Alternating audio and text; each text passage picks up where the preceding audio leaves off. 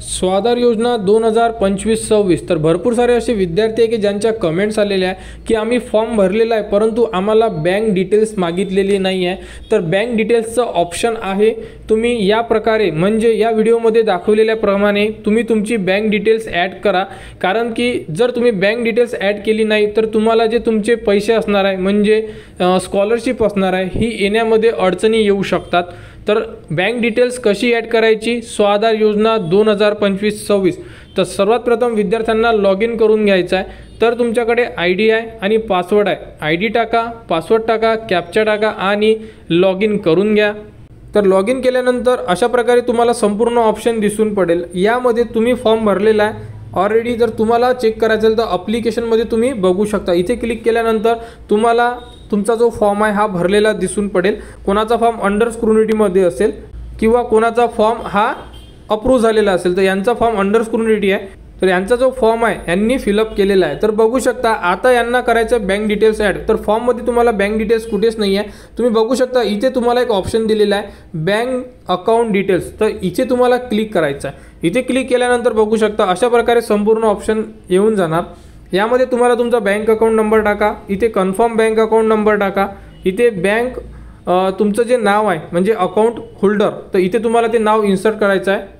त्यानंतर इथे तुम्हाला तुमचा IFSC कोड इन्सर्ट करायचा आहे। IFSC कोड टाकल्यानंतर इथे तुम्हाला तुमची जी बँक आहे येऊन जाणार। इथून तुम्हाला तुमची ब्रँच म्हणजे कोणत्या ब्रँचमध्ये तुमचे अकाउंट आहे ती ब्रँच तुम्हाला सिलेक्ट करायची। संपूर्ण इन्फॉर्मेशन तुमच्या बँक पासबुकवर उपलब्ध आहे।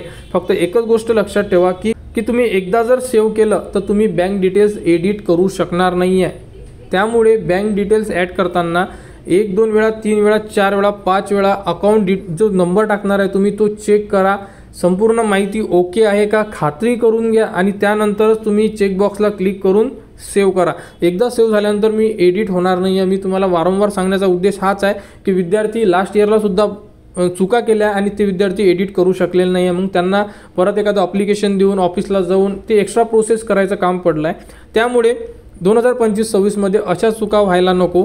तुम्ही प्रॉपर व्यवस्थित आपले account number, IFSC code, account holder name, bank details संपूर्ण इन्फॉर्मेशन व्यवस्थित फिलअप करा आणि आपला फॉर्म सबमिट करा। आणि फॉर्म भरल्यानंतर जे तुम्ही बँक अकाउंट इथे ॲड करणार आहे ते बँक अकाउंटची जी तुमची झेरॉक्स आहे म्हणजे पासबुकची ती तुम्हाला फॉर्मसोबत अटॅच करा आणि आपल्या ऑफिसला सबमिट करा।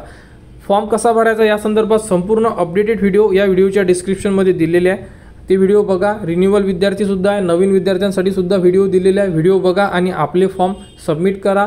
आणि स्वाधार योजनेच्या पुढील अपडेटसाठी आपल्या चॅनलच्या कनेक्टमध्ये राहा, चॅनलला सबस्क्राईब करा व हा व्हिडिओ इतरांपर्यंत शेअर करा।